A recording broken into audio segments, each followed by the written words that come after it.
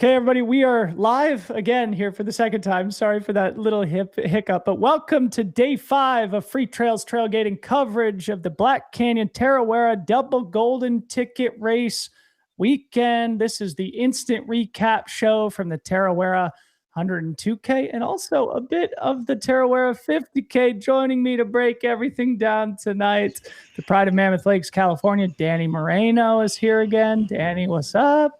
Yeah, what's up? I'm excited to be here. I'm like a lot of people here, was glued to my live tracker all day, so it's exciting to finally get to recap what happened out there. And I can't wait to dive into all of it. And joining us as well, fresh off a 50K victory on the North Island of New Zealand from Durango, Colorado, Robyn Lesh. Robyn, congratulations and welcome to the show. Hey, thanks so much. It's a fun day. Paint the picture of where you are right now and what's going on in your immediate vicinity.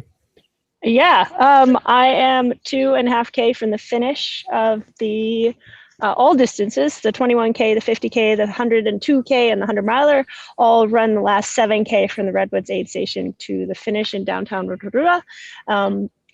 Through a few sulfur flats, a few paths along the lake. It's a brutal 7 kilometers. It's pretty much flat, and after coming off the trails, you're like, oh my God. And everyone gets through it in one way or another. Yeah, so I'm 2.5K from the finish. A lot of people are really excited to have gotten to this point in their ultra day. Yeah. Are you basking in the glory of your 50K victory or what? It's pretty exciting, yeah. It's pretty special. We'll get to that in just a second. Quick bit of housekeeping here. So as we're speaking, the 102K finishers are streaming towards the finish line past where Robyn Lesh is sitting. We do have, I believe, the top 9 men plus the first 2 women. We're expecting the 10th male to be finishing here any moment. So we're going to do a quick recap of all those results here as we make our way into the show. We have sent invitations to other special guests in addition to Robyn Lesh. I'm sure you guys can all guess who those individuals are, so we're doing our best. And a big shout out to Misty Banta in the chat here, the mother of Jacob Banta. Congratulations to her and her son, who just punched a golden ticket to Western States in the biggest breakthrough performance of his career. So many great stories to get to. Okay, Robyn, tell us a bit about your day. You started at 7 a.m. just up the street there at Tapuya, a really beautiful sort of historic and cultural landmark there in Rotorua. Tell us a little bit about your day, starting from the beginning. Yeah, Tapuya is just about 3K from the south side of town. So got up and ran over. It's nice to do your warm up on the way to the start. And then just headed off. The first aid station is at 10K, so it's a bit of a shakeout section where you're like, how's the field stacking up? How fast are people going off this start? How are we handling these boardwalks through the sulfur fields, I guess. Yeah. And fast. Everyone's going fast, of course, but it went super smooth. And the first aid station is, yeah, it's where you get to see crew. There's actually quite a lot of crewed aid stations in the 50K, which is really nice. So you get to see your friends in every aid station except for one. Yeah, this was the first race that I led from, not from the start, but from the first aid station. I had a really, really quick transition. Ran in and, ran in 3rd, ran out in 1st, and ran in 1st for the rest of the race. So it was fun to play with how it feels to lead the race and sort of just be confident in that and embrace that I know that I'm fast and that I belong in that spot. And if people close the gap, that I'll deal with that when that happens. Yeah, it was a really cool race to explore leading the women's field. I was going to ask about that because I saw a couple of clips and it seemed like there was always a group of at least 3 women up front, like along with yourself. Were you aware of how far back the women were behind you? Like, were you getting splits or were you just out there running, just you and the trail? Yeah, no splits. The first I think I took the lead for a few minutes in the first 10K, just down some stairs and slippiness that I was like, I feel happy going a little bit quicker. And then it was taken back by a fast marathoner, and it was like, okay, so we're not running together. We're all going to just be racing this race. And that probably happened at like 6K in or so. So it was very, we weren't running as a pack for any of it, really. I think I saw a second at one point on some switchbacks behind me at maybe 15K. So I knew there were women around, but other than that, nope. That's the interesting part about running in first.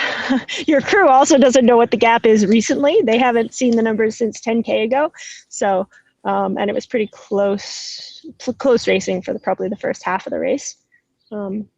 Even to Blue Lake, I think it was just a couple minutes gap. And then I was able to extend that going over the hill to Redwoods and hold it through to the finish.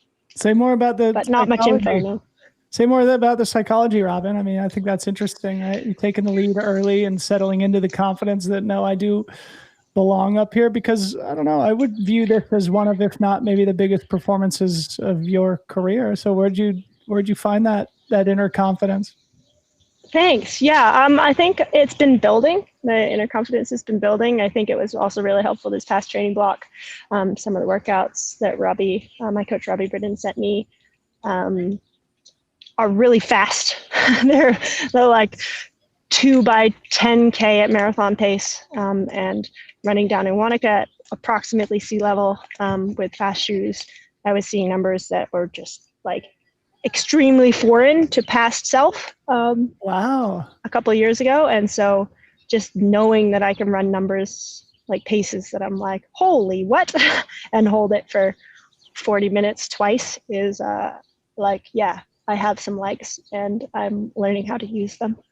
Shout out to Coach Robbie Britton. You know, he and I met at Tarawera in 2015. Okay, he's an old old friend of mine, and also a great coach to the likes of Dan Jones, the men's champion in the 102K today, as well as Hayden Hawks, who's getting ready for Trans-Gran Canaria, and who, of course, will need no introduction to our. Yep, and Caitlyn as well. So Caitlyn feels a solid. Yep. Wow, what a day for Robbie. Solid Kiwi coaching contingent. Golf clap for Robbie here in the studio. Well, Robyn, I'm also curious. It seems like you've been in New Zealand for a couple of months now, and I know you're getting primed up for the big Alta 100K here, and whatever. Yeah. It's like 6 weeks at this point. So 5, I think. Yeah. We're excited to have you, but tell us a little bit about the time that you spent over in New Zealand, what the winter training has been like, what the purpose of the trip is. Yeah. So we lived in New Zealand for a couple of years, 2020 through 2022-ish. And it's a really special spot for me because it's where I started. I mean, I'd run a little bit before, and I'd run on trails, but I didn't really know that trail racing was a thing until coming here, and we just sort of started running on trails, and I fell in love with it, and then fell in love with the community, and I fell in love with this sport. And at the end of that time in 2022, I decided to go into it full on. So to pivot from engineering and take on running as a professional athlete in trails. And so it's a super special place for me down here. It's like my trail running birthplace kind of, so it's a heart place.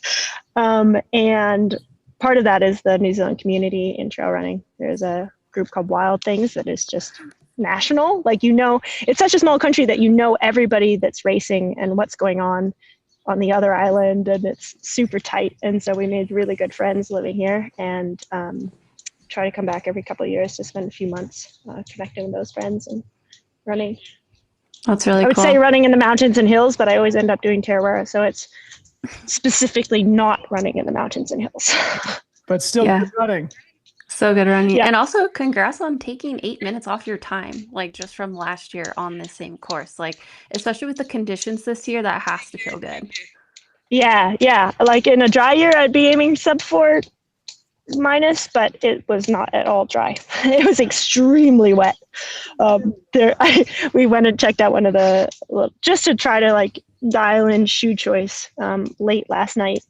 one of the aid stations, and there were like knee-deep puddles. Well, mid-calf puddles that went for like 100 feet. So there was a lot of water on the course. Yeah, so share a little bit more about that before we let you go, because again, it was really hard for us to get an understanding of what was happening out there. The tracker was down most of the day. We were seeing some stuff on social media, but tough to get a feel for just how challenging the day was watching and observing remotely. Can you paint the picture in a way that will help us internalize what the day was like? Yeah, one of the things I've really realized, A, because there's a Facebook community page for Tarawera, and B, because of just looking at videos, it depends a lot on what the trails are like, where in the pack you are, number one, and two, where the other courses have gone. So for example, if you see videos of Ruth or Dan running through Blue Lake, they're running in sloppy mud because all the 21Ks and the 50Ks have gone through that spot. When I came through, it was grass.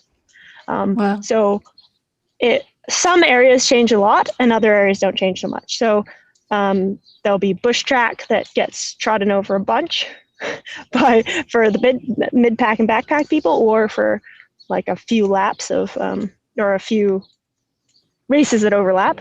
For me, this mud, there's some muddy sections, but it also has a little bit of grit in the clay.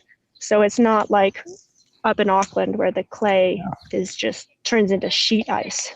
Yeah. That's quite fun. A different type of fun, but like slippy, slidey fun. This is a little bit grippier. I ended up wearing road shoes because I knew there weren't, the 100-milers would have gone through, but the trails wouldn't be too churned up. And there's more two track on the 50K than in the 100K. So I wore road shoes and that worked well. I think the 100Kers wouldn't be able to get away with that. Yeah. Well, Robyn, congratulations. Incredible huge congrats. And very much looking forward to seeing you here in Marin County in a month's time or so to take on the big Alta. And we should also say for the audience, this was your debut with a new team, I believe, Ultra, new sponsor. It was, in 2026. Yep. So a great way to get this new chapter of your career started. Congratulations to you. Thank you for carving out a little bit of time to come share the story with us here. We'll let you get back to cheering on the finishers who are running past you. Now, if there's any other great intel that you can provide to our audience, we would welcome you to, come back on or throw it in the chat or whatever. But I hope you have enjoy a nice recovery, a nice rest of your trip there in New Zealand, and good luck traveling. Sounds good. Yeah. Thanks so much, both. Awesome.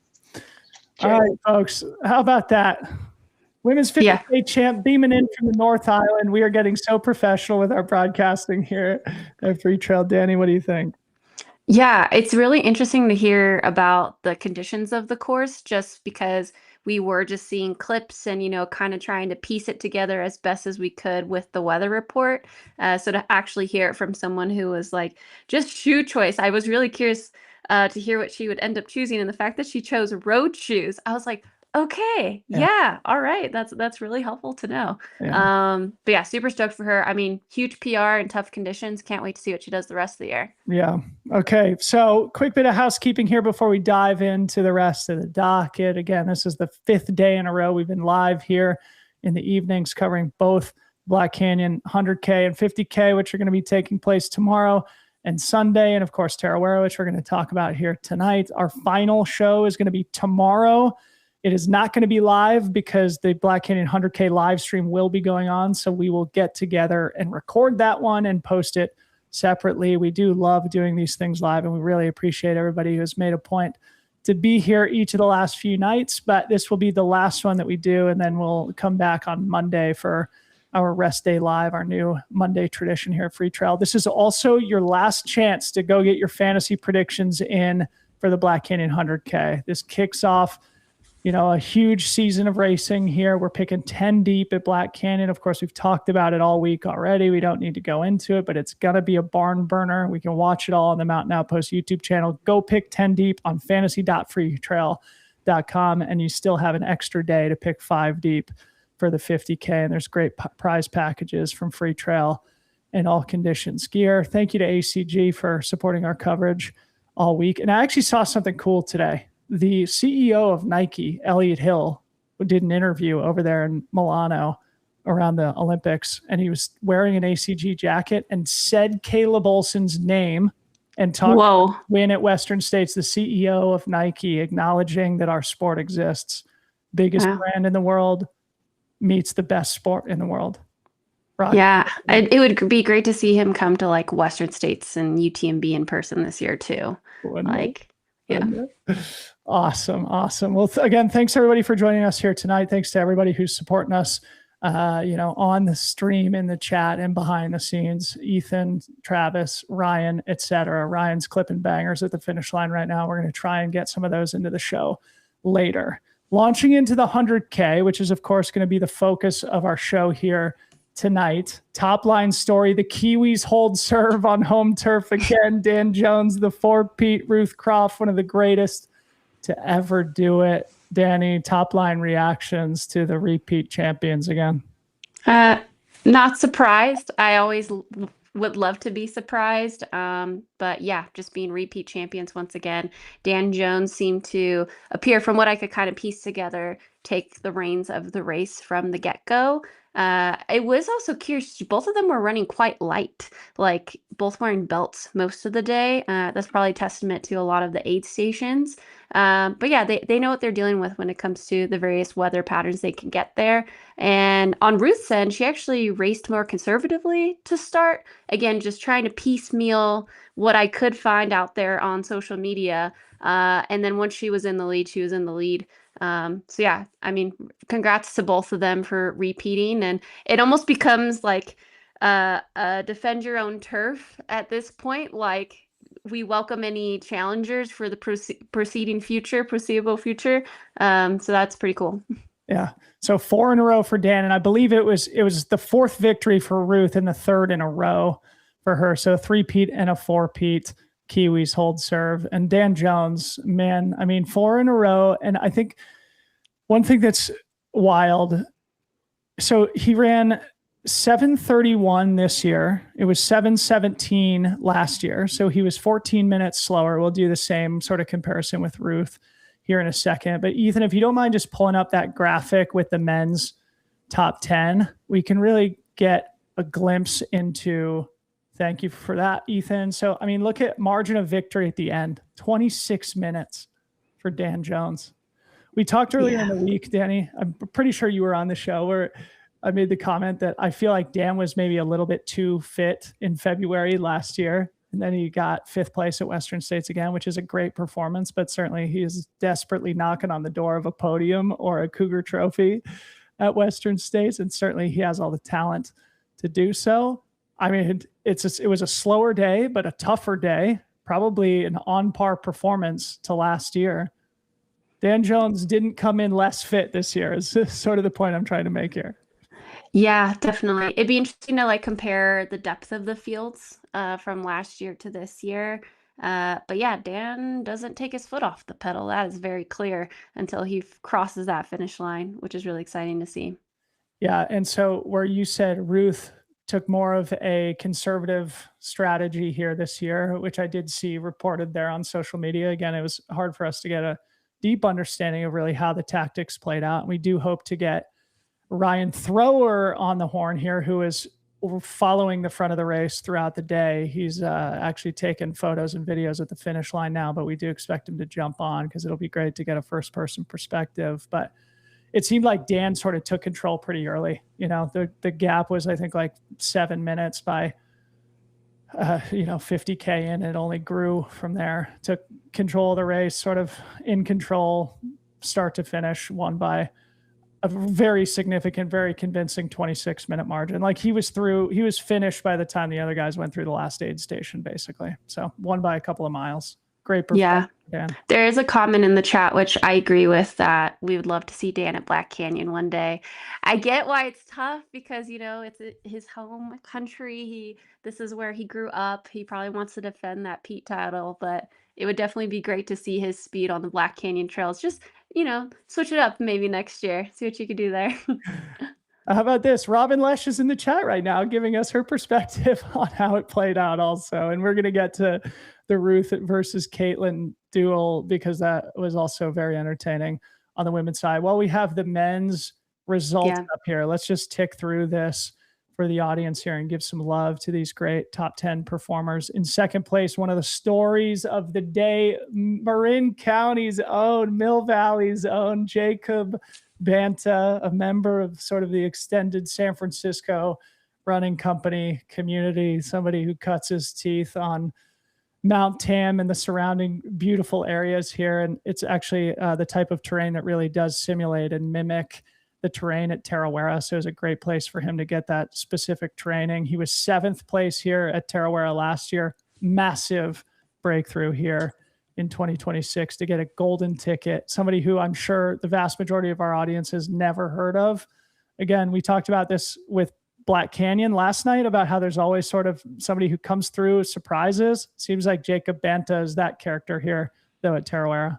Yeah, you may have not heard of him, but you probably have seen his photos at some race in the United States at some point because his photos are everywhere. And this is a great call out by LJ Rogers 62. Jacob was 26 minutes faster than last year when he was 7th. So Dan is, 15 minutes slower. Jacob had a heater of a day, improving on a tougher course, which is really cool to see. Wow. So just to reinforce, Dan, 14 minutes slower, Jacob 26 minutes faster.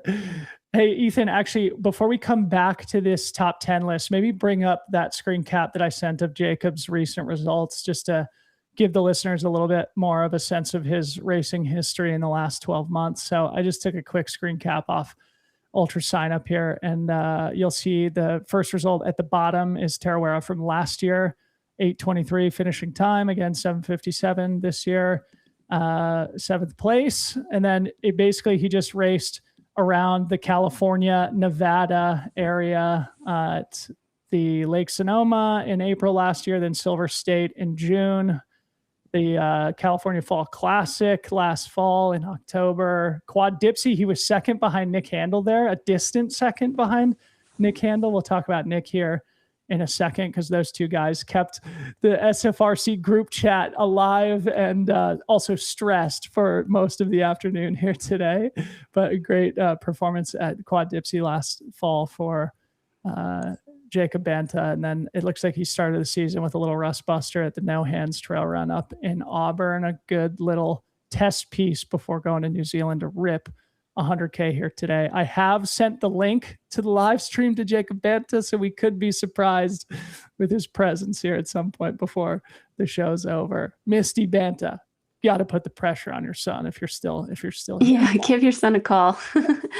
Yeah, I mean, the thing that stands out, and I'm sure it does to you too, is Quad Dipsy the perfect tune-up for Tarawera? I mean, 1-2 ended up getting tickets today.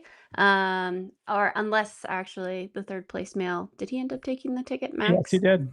Oh, okay. But still, I mean, for the 1st and 2nd place male at, this Bay Area Classic to then show up at the Tarawera International 102 golden ticket race and both knock it out of the park. I mean, that's pretty cool. Yeah. Okay, Ethan, if you can go back to the results page there. So after Jacob Banta in 3rd place was a charging Kiwi by the name of Max Yanzic. If Jacob Banta was a surprise, this guy was a surprise too. But Kiwis again hold serve. 2 on the podium. Max Yanzic, 8:01.56, a very solid time, about 30 minutes behind the champion and only 4 minutes behind Jacob Banta in 3rd place. Max came from behind to steal that golden ticket from Nick Handel, who finished in 4th place. We were all in the chat here at Tiki Tapu aid station, Blue Lake, with I think it's about 12 miles to go. Nick only had about a minute on Max by the Redwoods. Roles had reversed. Max had taken advantage of Nick there, and looks like extended the gap in that flat 5 miles to the finish in Rotorua. But shout out to Max. I don't know much about him. If people have any intel, feel free to throw it in the chat. I actually don't even have his recent race results up. The only thing that I could find easily available was that he was 4th at the Tarawera 50K last year in 3 hours, 30 minutes, which is a fast time. That means he was 12 minutes behind Hayden Hawks in the 50K last year. So he was born in 2002. That makes him 24 years old. Max Yanzic going to Western State, 24. He also was 22nd at the Golden Trail World Series Pitts Alpine Glacier. But I mean, to your point, yeah, the only two results that I see on his UTMB index page are Tarawera last year and Pitts Alpine. Two very fast races. Like maybe Max has found his distance. Like those are great results, but yeah, snagging a golden ticket in what appears to be your 100K debut at the young age of 24, like that's exciting. I mean, that's a bucket list thing for a young man. That's amazing. And but actually, just backing up one step, I'm looking back at the chat here. Adam Copeland, of course, of Tantrums, giving a shout out saying Tantrums got a golden ticket. If you guys don't know about Tantrums, go give it a Google. Adam, throw the URL in the chat for people to check out what you're building there. But very cool to see this young upstart disruptive hydration vest brand putting somebody at Western States. That was Jacob Banta rocking the product to his amazing second place finish. Moving on, fourth place, our boy Nick Handel. He's a good friend here from the Bay Area. We talked about him early in the week. He was in the mix all day, agonizingly close to a golden ticket, ended up fading a little bit near the end, 8 hours, 7 minutes, 43 seconds. We were getting texts there in the late stages saying he looks like he's frayed. It's going to be hard for him to rally and get back up into third place. Meanwhile, Kowalczyk, who finished fifth, we were hearing was charging from behind. He was charging, yeah. Turned out only 19 seconds. Nick was able to hold off Janusz to get fourth place. But shout out Nick Handel. We just mentioned Quad Dipsy. Nick Handel just broke that course record last November. It had been held by Alex Varner for, I think it was 11 years. So big result for Nick. His first, not his first 100K. I think he's done CCC. Yeah. But an awesome result for Mr. Nick Handel. So yeah, it was a very exciting race. Notable drop, from Petter Engdahl earlier in the race. But yeah, it was a New Zealand, America, New Zealand, United States German who ended up in the top 5, and a lot of excitement with the charging of Max and Janusz at the end there.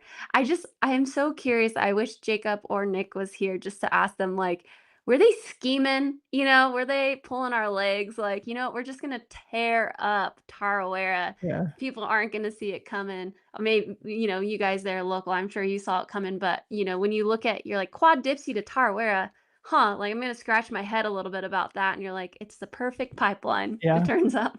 Yeah, it's funny. Back when North Face 50 happened in the fall every year, I always felt that I would get super fit just from participating in that race, and then come the next spring, I'd be sort of in peak fitness. Maybe that's kind of what happened here. And yeah, I guess I should repeat myself in both Jacob Banta and Nick Handel, our local boys here in Marin County. Sort of shout out to the SFRC running community. It's a great group of people that all make each other better. And I'm sure Jacob and Nick were feeding off each other's energy out there. And even if Nick fell a little bit short, hopefully he helped to launch Jacob to this big breakthrough. And I was just texting with Corinne too, because I had lunch with Nick last week after the SFRC group run. And he told me that he is already signed up for the Canyons 100K. So nice. Let's go. Second chance at this golden ticket, and Nick Handel, he will keep the charge alive. Yeah, he won't be flying under the radar there. We will be gassing him up. But congratulations to Nick. I'm sure he's a little bit disappointed, but still a fantastic performance for somebody who's still gaining experience at races of these distances, and certainly on the international scene a little bit too. In fifth place, Janusz Kowalczyk. He's also a previous golden ticket winner from Black Canyon. I think it was 3 years ago. A teammate of yours, Danny. Any comments or color on Janusz, the German? I hope he keeps his charge alive too, his golden ticket charge, and considers maybe a Chianti or a Canyons, because I know he really wants to be back, and he has delivered a top 10 performance there before. So I'd love to see him back there. But it's just Giannis is such a smart racer. I think he probably just turned on the jets a smidge too late, just seeing how fast he was closing. So being back in this golden ticket type races, I've talked to Katie Asmuth before, but each year it's just getting faster and faster. And even being removed from a year, you kind of get back and you're like, whoa, we're running how fast now? So just kind of getting your calibration readjusted. So yeah, I'm really excited for him. Yeah. Well, yeah, hopefully he will come to Canyons also. And we mentioned this earlier in the week, but there is this trend right after Tarawera and Black Canyon here. Those who do fall a little bit short, eventually come April, that Black Canyon start list tends to be concentrated with people chasing that final opportunity to get the golden tickets. And it is a super golden ticket race, Canyons, this year. So that means there's 3 tickets in both races, 6 total, 3 for men. And how many at Chianti? 2. Okay. Yeah. So 6th place, Shen Jishen from China, who's been a great athlete in the scene. And he's a 2-time top 10er at Western States. I'm sure he was really trying to get that golden ticket back himself. But I think he has also been sort of working back from a little bit of injury. I think he was 8th at UTMB last year. The season started here this year. And you'll see that there was a kind of a distant 6th, right? There's a large gap between Giannis and Shen, about 20 minutes between 5th and 6th. So those top 5 guys were really pushing each other. And then Shen was sort of in no man's land there. But behind him was Michael Voss. This is a guy who all the Kiwis talk about. Actually, I think he was 2nd or 3rd. I think he was 3rd behind Hayden and Robbie Simpson. Yeah, he was 3rd in last year's 50K. Only 3 minutes behind Robbie Simpson. So, wow. Yeah, I think he's born in 97, so 29 years old. I think has a lot of potential, and probably looking at this 100K as kind of a bigger, more international breakthrough opportunity for him. Even though he is a Kiwi, obviously the 100K is more of a internationally renowned race than the 50K here. So stepping up in distance, Michael Voss, good to see him here representing his home country in 7th. Also a Kiwi, Gary Carlton in 8th place, 8:31. So kind of a tight grouping there. Shen, Voss, Carlton, all only 3 minutes apart, even less than that. Yeah. Then Cole Watson a few minutes back there. Got to give a shout out to Cole Watson. We got 3 Californians in the top 10. Jacob, Nick, Cole Watson. Don't have any intel on Cole. It looks like he was about an hour behind Dan Jones. I'm sure he's a little bit disappointed with the performance, but it's good that even on a not great day, you can still, solidify a top 10 at a race like Tarawera. Yeah, couldn't agree more. And then 10th place, who I believe is 12th overall. This is a bit of an outdated screen cap that we're looking at, but Leonard Terry from Great Britain. So 4 Kiwis, 3 Americans, Chinese, German, and British athletes. So, dude, the Kiwis win the medal count here in the top 10. Pretty great. Yeah, and honestly, I really thought that the athletes coming from different parts of Asia were going to be more prominently in the results, kind of predicting into that. So, yeah, the Kiwis know is what's up. Yeah. Okay, the women's race. It was much closer, much more dramatic. And Ethan, I think actually the best place to start. Well, first, let's say Ruth has officially declined the golden ticket. I'm a little sad about that, but we're all a little heartbroken. I get it. I'm not mad. I'm just disappointed. Okay. I'm just kidding. Obviously, she has any number of different options ahead of her. And I mean, to me, that maybe indicates she's going back to UTMB though, because she's not in Hard Rock. Yeah. She's going That's what I would think. UTMB title. Yeah. That's surprising to me, honestly. Because she's always been the type of person who, once she figures it out, she goes and does something else, including like at Western States. She was 2nd and then won the race and then didn't come back to defend. It's kind of interesting. Yeah, I wonder if she is like course record hungry. Like that would be her pinnacle, Yeah. Okay, Ethan, why don't we play the quick 2-minute clip of Ruth and Caitlyn at the finish line before we start going into some of the results? This will test our production skills here. Stand by, everybody. Caitlyn, can I grab a chat with you? Ethan, can you turn the sound on? So, last year you had Ruth, she called you the cougar, I think it was, just because she said you were breathing down her neck. The same thing has happened again today. Ruth and I went mano a mano, which is like hand to hand for like a full marathon, and I was like, I'm just going to throw my dice in the game, and then I had serious regret around 50k, and I was just praying that Ruth also was kind of landing, but I was like, man, this is going to be a day, and it was, it's just so much harder when it's super like muddy, and just the whole body takes so much more of a hit, and you just don't really know when you're going to start paying for it, but I thought maybe, but not today. I'll be trying to prize this trophy from Bruce Skeleton, I'm sure of it, so I'm just going to have to keep coming back, I guess. So that means we're going to see you again next year? Oh, yeah, probably. I might have to. Yeah, but awesome event, and thank you to all the volunteers and stuff, because everyone's just so good out there. And obviously it's a lot harder for them because they're in this conditions all day and they're supporting from start to finish. So Ruth and I couldn't do this without them really, so we really appreciate everyone out there and all the support too. And recent States Golden ticket. I've already got it. So we'll be watching eagerly as to who takes it. We will. Well, Caitlyn, second place, Tarawera 102k for 2026. Massive round of applause to our local legend, second female, Caitlyn Fiona. Oh, come on. How cool is this? Again, I'm just so psyched we're able to fix and thread the needle on all this production as various pieces of media are slung in our direction. Thank you to Ethan Vosberg behind the scenes for making that happen. A pretty funny response there from Caitlyn. I'm going to try and pry this trophy from Ruth Skeleton, of course, referencing the fact that she and Ruth have had a bit of a rivalry at Tarawera over the last couple of years. Fill the audience in a little bit about that, Danny, and just say a few words about these two great champs.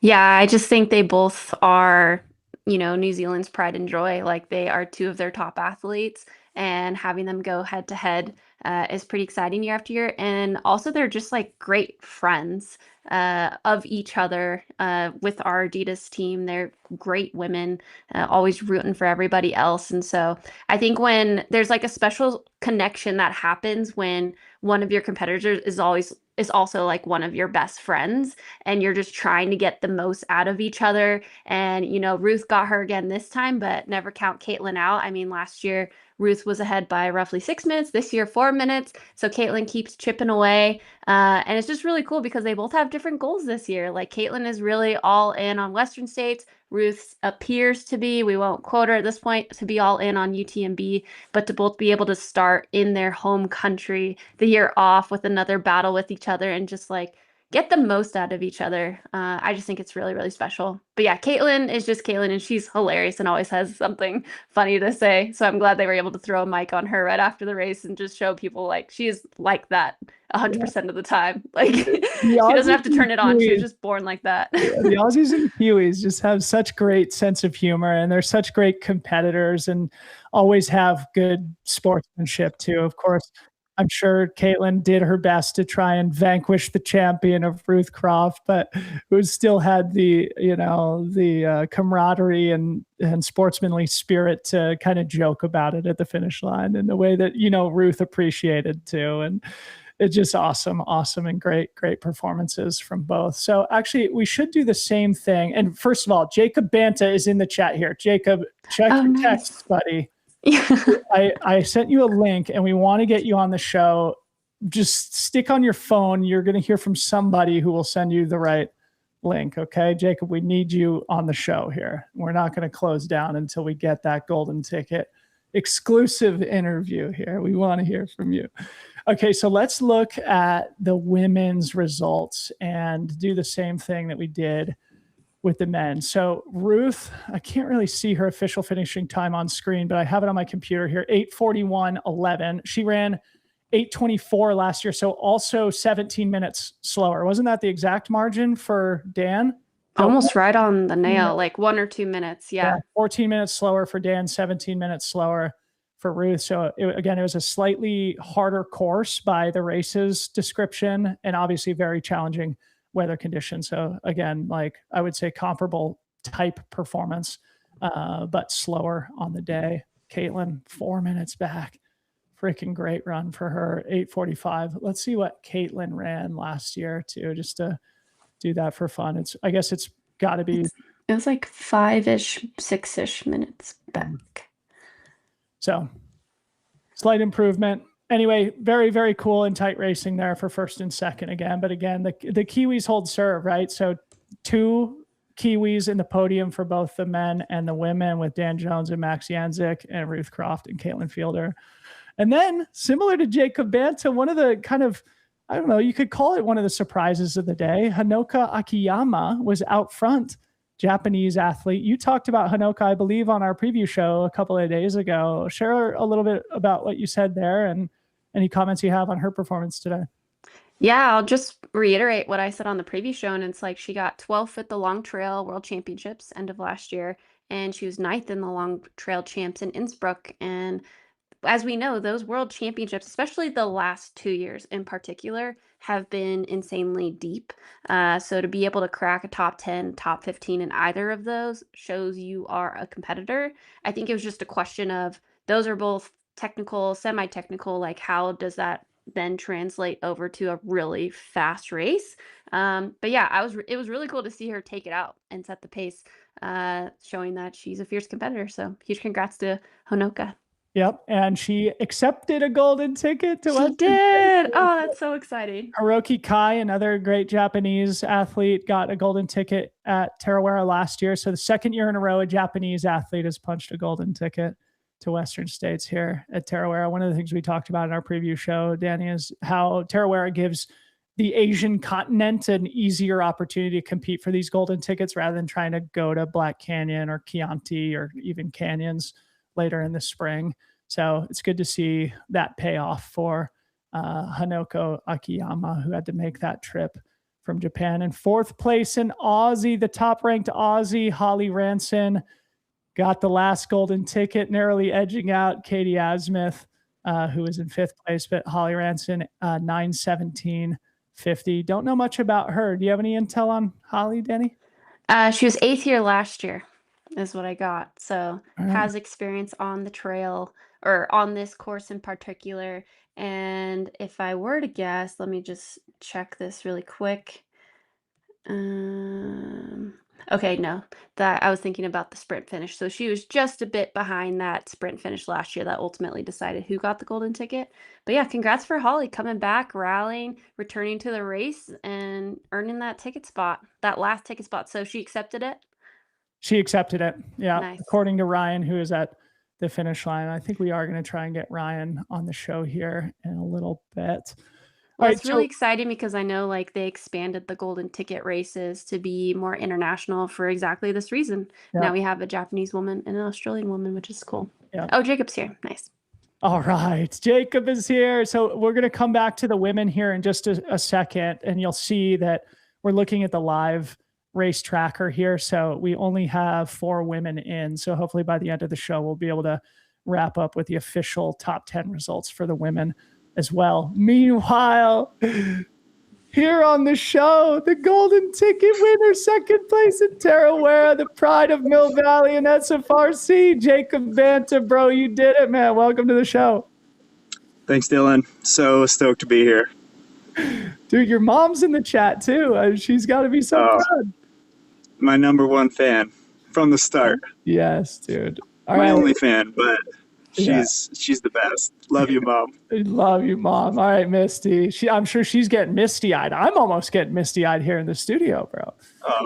All right, so dude, first of all, the SFRC group chain, you got to go back and catch up in there because it was absolutely nuts all day. You and Nick Handel, we'll talk about that in a sec.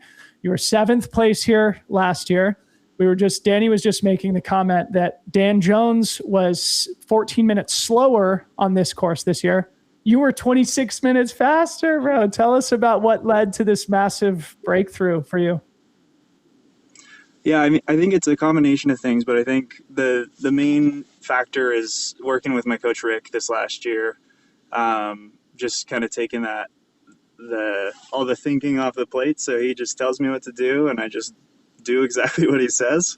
That's been a really big thing, and then finally, kind of getting my photography business to a point where I can sort of afford to, instead of going on vacation, I can sort of afford to like buy myself a training block where I work a little bit less and focus more on training. And then I think moving to Marin has been instrumental in that too. So, and the vibes are supreme in Marin. Like the community there is unbelievable.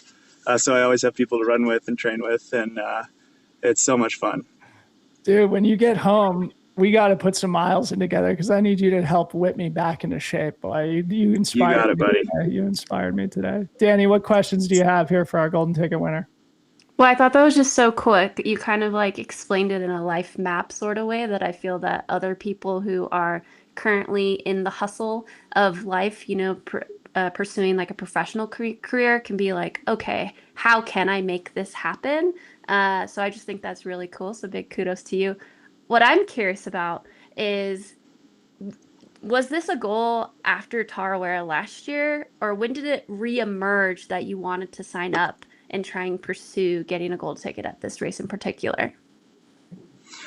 Yeah, I mean, getting a golden ticket has been a dream of mine since I started trail running, and like photographing all these golden ticket races is so inspiring. And so even going into it last year, like that, I had pie in the sky goal of getting a golden ticket, but I was definitely not in shape to be anywhere near that. And so I think doing the race last year and then having a decent day and also making some big mistakes and knowing that there was a lot left on the table gave me a bit more confidence to kind of put my nose in it a little bit more this year and really stick with it. Try to hang with Danny boy. Not an easy thing to do. And just for the audience, I just put a link to Bant Visuals, Jacob's Instagram account, where you can learn more about what he does with photography and of course follow along with his athletic prowess. I'll throw your Strava in there too, because I was just looking at it earlier today. Maybe we could talk about that, but I'm sure the audience wants us to get to the race itself. So talk about, just maybe start from the beginning. Tell us about like sort of how that first half of the race played out, because okay, so the tracker was down all day, dude. It was pretty stressful. The first time we got like a meaningful update was just a text that I got from our free trail team that was on the ground that said Dan was out front, and then Jacob and Nick Handel in second and third, which to me was like, okay, we're halfway through the race. These guys are in a great position. Maybe just walk us through up to that point, like at what point, like through halfway, I guess. Yeah. So the race start is kind of interesting. You run kind of through this grass field, and there's like these I'm getting some echo. Keep rolling, bro. Keep rolling. Okay. This is an international live stream here. We'll roll it. Yeah, they got the car studio. I'm in some hotel parking lot because my phone's about to die. Anyways, the race kind of starts out through this grass field, and it's a super, super hot start. And you kind of got a jockey for position going into the first bit of single track. And then you're kind of on fire roads for a long time. So down to that first aid station, you're just balls out, running really fast. And then I think at that point I was behind the Chinese contingent and Petter and Dan, and just kind of trying to keep them in sight as best as I could. But they definitely were putting time on me there. And then, to that 50K point, it's that first half of the race is really, really fast. So you kind of got to meter yourself and make sure that you're not going too hard. But you also can't, it's such a fast race that you can't afford to let it slip away too much. And so I knew that if I was with Shen and Patter, that I was in a really great position. And from the sound of it, it sounded like Dan was not going to take a ticket and Petter wasn't going to take a ticket. So I knew if I was kind of in that top 5 group at 50K, then I had a shot as long as I could just manage my hydration and nutrition, keep running. Incredible. All right, well, fill out the story, I guess, too.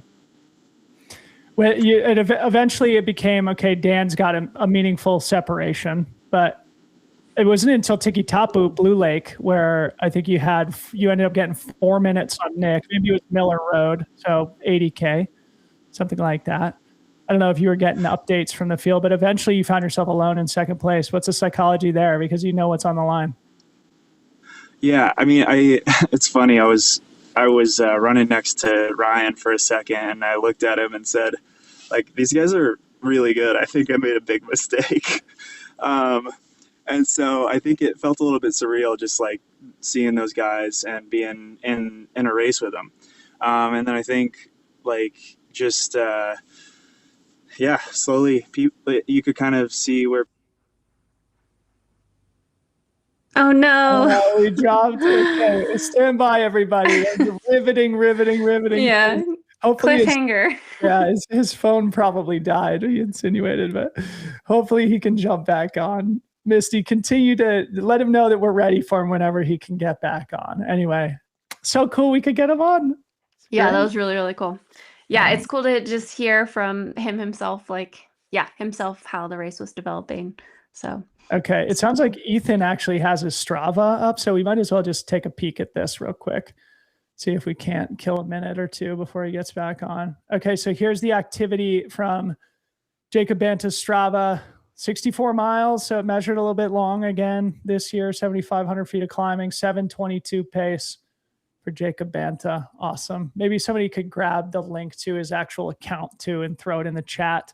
Oh, here he comes. All right, he's back. He's back, folks. Jacob, we were just admiring your Strava. Hold on, we're podding you up here. We're podding you up. Man, that is some sneaky vert.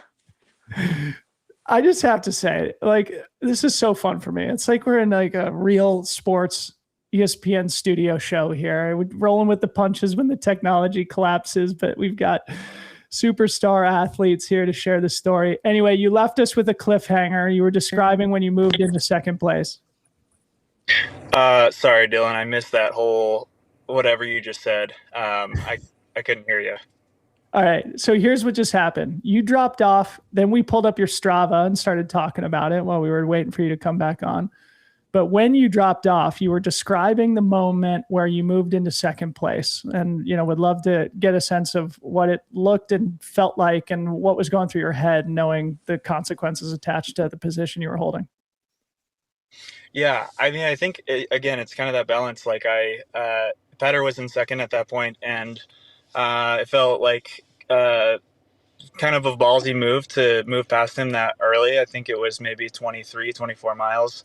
Rick told me to push that climb specifically because he was looking at Dan's file from last year and kind of had laid out what portions of the course I really needed to put a really hard effort in, and that was one of the main ones. So I knew I was supposed to charge there, so I just kind of followed instructions and went for it, and and it just happened to be, I think Petter was going through a little bit of a low right there, but aside from that, I really had no idea what was happening behind me, and I was kind of not trying to get updates because I didn't really want to know. Like, I would come into aid stations and literally turn my music on loud, so I couldn't, if there was someone coming, I couldn't hear, because I didn't want to hear those cheers. I didn't want to know what was going on, and I forced myself to never look over my shoulder the whole race, because it doesn't really matter. I'm trying to chase who's in front of me and just run the fastest time I can, and it's not helpful to get nervous about someone chasing you down. Locked in, Danny. Locked in. Yeah, definitely locked in. I mean, big shout out to Rick. He's just like it sounds like a great coach. Talking to MK Sullivan and Helmina Faulkner, who are also coached by him, like he's kind of like a stats guy. He's kind of like the Sean McVay, he's the Rams coach of trail running. He's just like a big numbers guy. And so hearing him tell you to push it on that climb and just turn your brain off and go, and you being a very coachable athlete, like that's really, really cool to hear. So we kind of dropped off when you were kind of in the cliffhanger. So you moved into second. Like because it seems like from the redwoods on, it's potentially a graveyard for some people. Like they're either hauling through there or they're death marching once they come out of them. What happened to you in the redwoods, and how was your psyche at that point? Like that last section. Yes. Yeah. So I mean, well, first, I mean, the conditions were like exactly what I prayed for. Being a little kid from Florida, like I love rainy, nasty conditions like that, and it's warm and tropical. But that said, like going into the redwoods, there's a lot of little punchy climbs and rooty sections, and it made it just so slick. I mean, it probably fell, I don't know, 20 times just on my butt or my face, just because it was so slick up and down those hills. And then there was a point where it was more efficient to walk up the hills, because if you tried to run, you would just literally spin your wheels. Yeah. And then at that point, I think everybody's cramping. So you're just kind of trying to like do the most efficient movement that you possibly can. And just not get caught. Like just look forward and just try to keep moving, whether you want to or not. So Ethan pulled up a quick snapshot of the bird's eye view of what the course looks like. The redwoods are effectively sort of the very, like, furthest left half inch of the screen here. And then it's sort of a flat park run to the finish, as they say there in New Zealand, though definitely a place where it's tempting to look over your shoulder. So Jacob, bring the story full circle. Eventually you make your way along the lake to a hero's welcome back in Rotorua. Describe the feeling of finishing second place and the exchange you had with Carrie Meng when she invited you to Western States.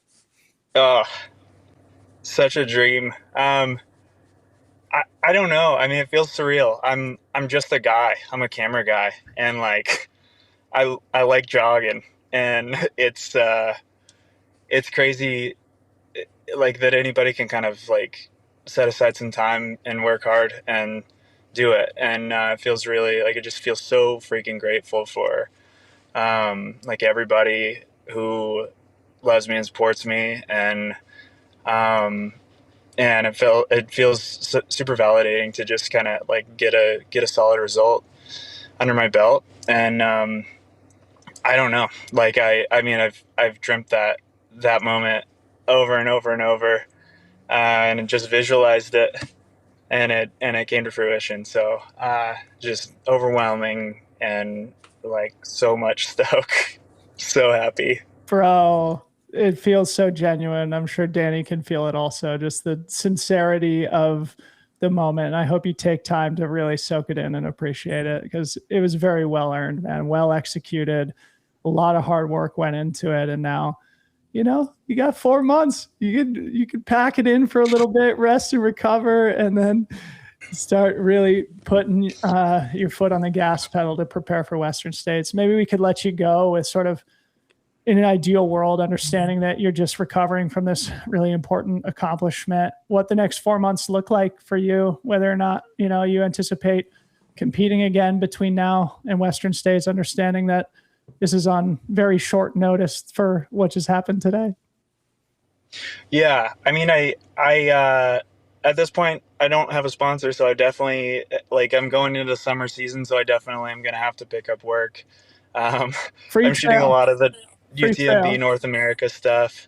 And so there's going to be some of that mixed in, but I think I'm going to try to be really intentional about what jobs I take on, and kind of make sure I'm not overcooking myself with that mix of shooting and training.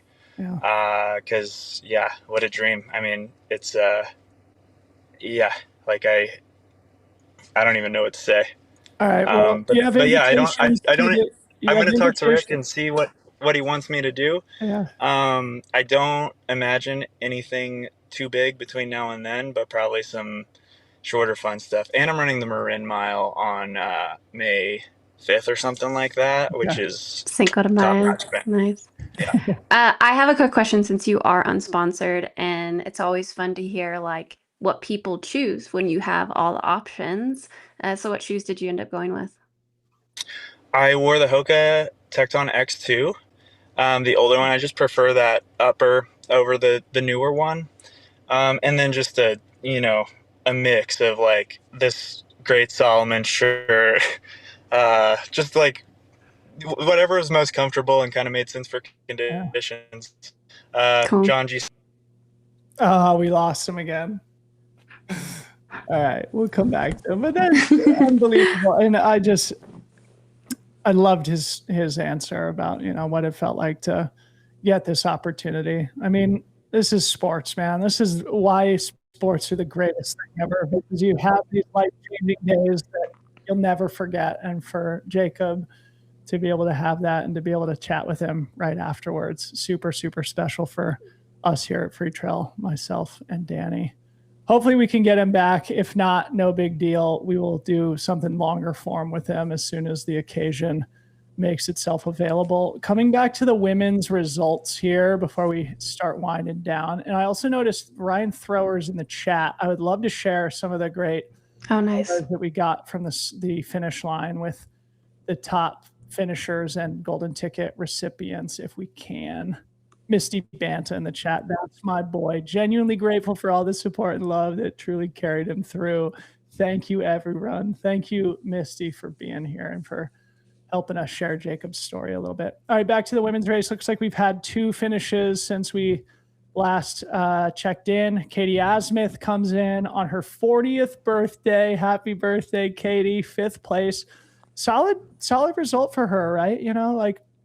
She obviously has been a great athlete in the sport for a long time. Danny, I know you guys see each other on semi-regular occasion. Say a few words about Katie. Oh man, I'll try without getting choked up. Katie is just like a wonderful human. She just embodies just gold light, I would say. Anyone who's interacted with her, she's everyone's cheerleader, and it just is so genuine, comes from the heart. She's been instrumental in my mental health, dealing with some injury recently, like showing up to go on walks. She picked me up after my surgery, made sure I was okay. Like she's just a gem. And I hope she's still really it looks like she had a little bit of a struggle bus at the end there, as a handful of people did, kind of coming through those redwoods. But 5th place is her highest finish in a golden ticket race since she's come back from her injuries. So I hope she's really proud of that. And you don't know. I mean, we've had some weird stuff happen with golden tickets in the last couple years. So I'm really glad she stuck with it, finished the race, gave herself, she went for it. She's still giving herself a chance. So yeah, just really big hug for her. And I can't wait to see her when she gets back. Yeah, that's actually a good point. And Jacob Banton's back. So we're going to bring him back up just to close the conversation. But before we do, it's all good, buddy. All good. What Danny's referencing there with Katie Asmuth, it's worth just saying here. So Katie finished 5th at Tarawera. Last year, Danny's co-host MK Sullivan got a golden ticket at the Black Canyon 100K, ended up getting pregnant and withdrawing from Western States. That ticket then rolled down retroactively a few months later to Abby Hall, who ended up winning Western States last year. So Katie finished outside the tickets here this year, but there is still a chance things like that can happen, is basically what Danny was referencing. Jacob, final thoughts here, buddy. I would love to, when you get back to Marin, we can do something longer form where we have more space to chat, but you dropped off as you were just kind of talking about what the next couple of months would look like. I wanted to extend a personal invitation. Of course, you can come run any of our races at the Big Alta. Gorge Waterfalls is actually good timing if you want to come up, so we can talk about that some other time. But if those yeah. But anyway, okay, great. All right, I'll send you a link. Maybe closing comments. You could just maybe, aside from Rick, just throw a few shout outs to some of the people that you were training with here in Marin, or some other people in the support system that helped you achieve this here today, and then we'll let you go. Yeah, for sure. I mean, the whole SFRC crew, like that store is an incredible community. We have a little Track Tuesday group that I go to as much as I can. TAM Wednesdays, all the groups. But JoJo I train with a lot. My friend Matt Zupan, Nick Handel has been incredible. He smoked me at the last race we did at Quad Dipsy. And I'm so proud of how he ran today too. Like he had an amazing day and just fought to the end. Yeah, just there's so many great people. I'm excited to share some miles with you, Dylan. But yeah, just like endless people to go run with and share time outside in beautiful Marin County. Hell yeah, buddy. And I just one last closing comment here. My mom is now in the chat, and my mom and your mom are corresponding in the chat right now here live on YouTube. So good stuff. Yeah, it's definitely savor it, Jake. I'm sure you are. It's already hitting you, but big moments like these, like your first potentially big moment, only happen once, and so take it in and know you can do it again. But yeah, just sit with this one for a bit. Congrats. Yeah. Thank you guys, and happy Valentine's Day. Love each other. Go love some people. Yes. So it's all about, this is the best way to celebrate. Yes. I have to hold the phone, but imagine a second after. All right, buddy. Enjoy a little bit of a celebration, rest and recover well, and we look forward to seeing you back home when you make it back. All right. All right. Thanks, guys. Oh, so good. Heart is full here on the broadcast. All right, Ethan, bring back up the women's results here. We're still waiting on the back half of the top 10. So 6th place, Zoe Manning was 6 minutes behind Katie Asmuth, another Aussie. So 2 Kiwis, Japanese, 2 Aussies, and Americans so far in the top 6. And it looks like next we are expecting is Annie Mervang, an American who I don't know much. Yeah, I don't either. That's exciting. We will revisit that here shortly. Ethan, do we have any of the banger photos from the golden ticket finishers yet to review? Okay, here, I've got a link I'm sending you right now. Here's some photos of Dan Jones. You pull these up and we could share these with the audience. This is our men's winner. By the way, I just had, while we're waiting, Annie Mervang was 7th at the Big Alta last year. So she came to your race, the 50K. Yeah. Right. Go Annie. Go Annie. All right. So, and we also do have some race footage that's being uploaded right now that we'll take a look at before we sign off. And just one other programming note, we are going to be making recap videos of both races this weekend. So Ryan Thrower, of course, our chief creative guy here at Free Trail, was out just filming the entire race. So we're going to have a great highlight package to share in just the next couple of days. Here's some great photos. This is from the photographer who's been helping us out throughout the week. So you can just flick through these photos if you don't mind, Ethan, for the audience to take a look at. Dan the man. Dan the man.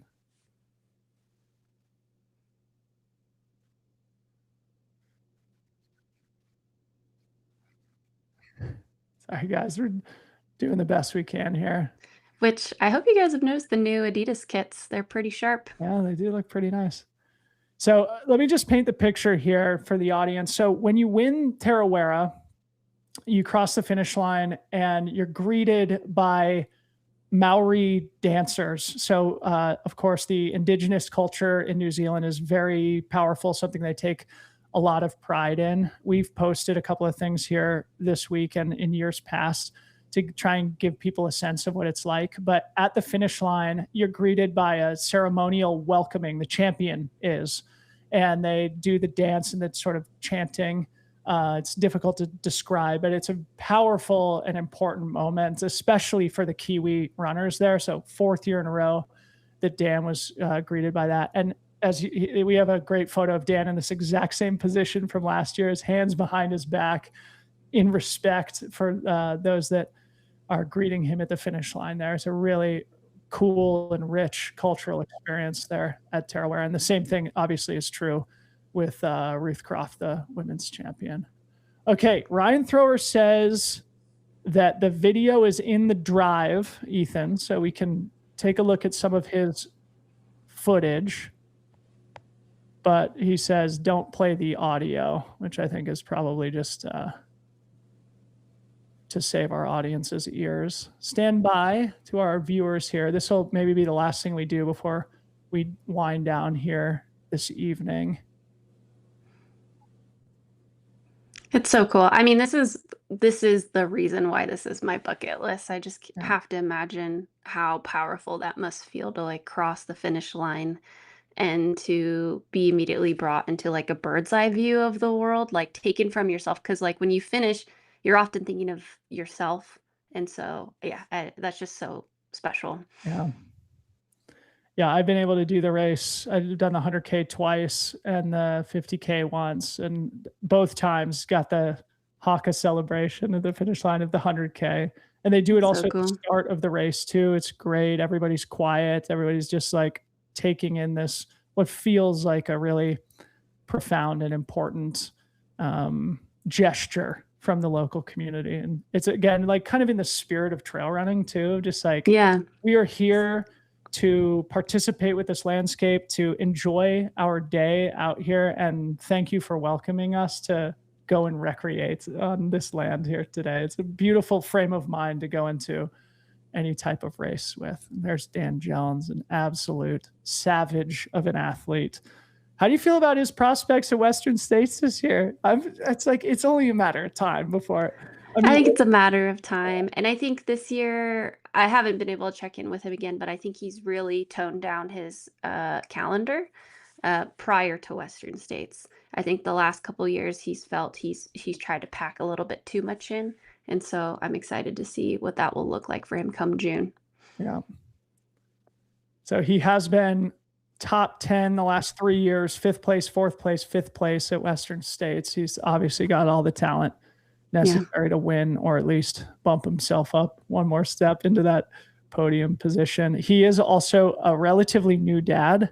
I think. Yes, Hudson. His son is he's so cute. 9 months old, something like that now. So, of course, us dads always stick together. I find myself always rooting for guys like Dan and those that are raising kids at home. Same is true for the moms, of course. Okay, folks, the final thing we're going to do here this evening before logging off is share some great footage. Danny and I have not seen what we're about to see. We can get follow cam footage of Ruth and Caitlyn Fielder from the middle of the race. Oh, I love this. So, oh my gosh, looks like a freaking movie. We can live commentate it. So yeah, this gives you a good sense of, certain aspects of the course. I'm thinking this is somewhere kind of, here it is, Tarawera Falls. Oh my gosh. Wow. If that doesn't convince you enough. I love that Caitlyn took a pull here. You take a special kind of athlete, because a lot of people would be intimidated to take a pull on Ruth. And Caitlyn's like, nah, this is probably the part she was talking about post the race. Yeah. Where they were wire to wire for a marathon. Yeah. Wow. Shout out to Ryan Thrower. Shout out to Ryan Thrower, who's able to keep up here for a couple of minutes at least. Wow, their running form is so similar. Yeah. So sort of this dense forest, soft ground. Like I said earlier in the show, like this is about as technical as the course gets here in this area. Can be somewhat narrow, single track, a little bit rocky, but the ground is really soft, especially on days like today with moisture in the air. And I'm sure they were enjoying the tree coverage given the volume of rain here today. We haven't mentioned it, but they were expecting 1.5 inches or so to fall today. And then I think it was another 1/2 inch tonight.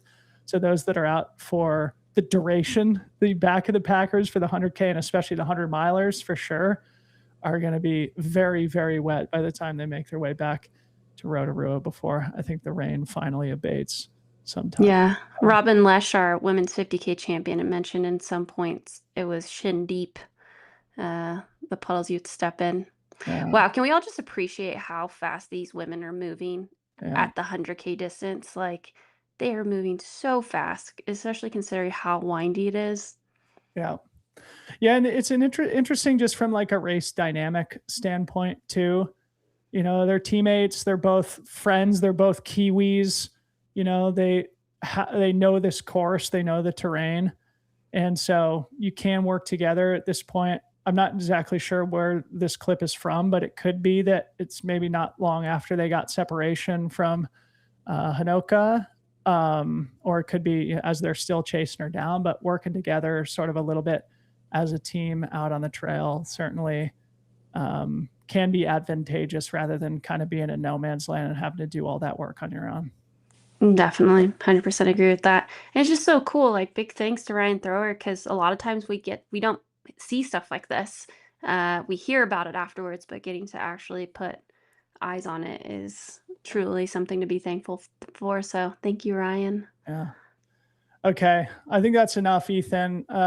Being in the cockpit here with the women, we've got some great photos that we can end with here from the golden tickets.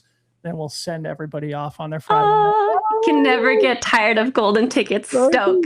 Look at the emotion here. Amazing, amazing photo. Oh my gosh. Yes.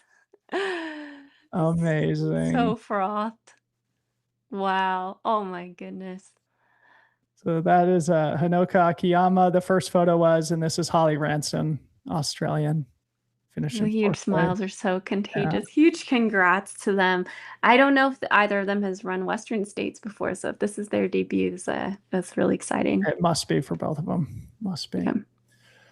Ethan, is there anything else, any other multimedia that we need to share with the audience before we wind down here? You can speak into my ears. Okay. That's it. Danny, any final thoughts for the audience here as we wind down? Just huge congrats to the golden ticket winners and everyone that's out there competing. Those look like tough conditions, but dang, what a beautiful and special race. Like, it just solidifies why it should be on everyone's bucket list. But like every golden ticket race, it comes with the most just inspiring storylines, and I'll never get tired of it. Yeah. Okay, great closing sentiment. Big thank you to Ryan and the whole team who is out there getting all those great photos and videos. To repeat myself, make sure you watch out on this very YouTube channel for the highlight video, which will be dropping, I would say, in the next 48 hours, putting Ryan on the spot, who's in the chat watching it right now, but keep an eye out for that.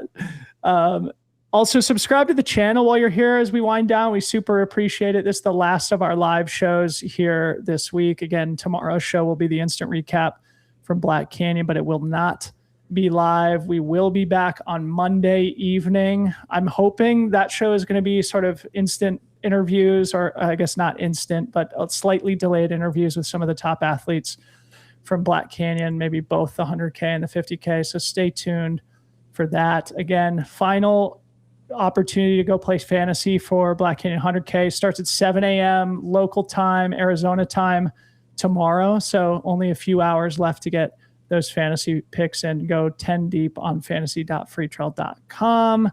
You can check out some of the pre-race shows that we did leading up to Black Canyon if you're interested here to kill a little bit more time tonight or tomorrow morning. Thank you to ACG for supporting our coverage. Check out allconditionsgear.com. Grab a pair of the ACG Ultrafly, which you see just over my left shoulder there. Also have new merch in the Free Trail store, which Danny is modeling again here tonight. Shop.freetrail.com to go grab yourself a hoodie or a hat or a tee. It's super, super appreciated. It helps to support what we do here.